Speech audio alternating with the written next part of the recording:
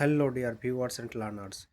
কয়েক মিনিট আগে কিন্তু গোটা ওয়েস্ট বেঙ্গল জুড়ে যে কাঁপুনি আমরা অনুভব করলাম, সেই কাঁপুনি অর্থাৎ ভূমিকম্প যে বিগত কয়েক বছর ঘটে যাওয়া ভূমিকম্পের থেকে ব্যাপক, এ বিষয়ে কোনো ধরনের কোনো সন্দেহ নেই। হ্যাঁ বন্ধুরা, কিছুক্ষণ আগেই কিন্তু চরম এক ভয়াবহ দুর্যোগের সম্মুখীন হলাম আমরা সকলে। প্রচণ্ড রকমের কাঁপুনি অনুভব করলাম, যা বিগত আমার জানা মতে যে ভূমিকম্পগুলো সংঘটিত হয়েছে তার থেকে সর্বাধিক বলে আমার মনে হয়েছে। কারণ যে খাটে বসেছিলাম সেটা মনে হচ্ছিল টোটালি মানে ভেঙে পড়বে এমন একটা পরিস্থিতি।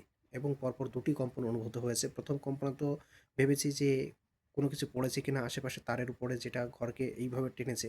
কিন্তু পর মুহূর্তে অর্থাৎ কিছুক্ষণের মুহূর্তের মধ্যেই আবার ২য় বার কম্পন অনুভব করলাম। সেটা এক মর্মান্তিক কম্পন। তারপর বাইরে যখন বেরোতে পারলাম দেখি প্রচুর মানুষ বেরিয়ে পড়েছে ইতিমধ্যে, এবং তারা বলছে যে এত বড় কম্পন, কিসের কম্পন? তো আমার পাশেই একটা কনস্ট্রাকশনের কাজ চলছিল, যেখানে রড ফেলা ছিল। ওকে?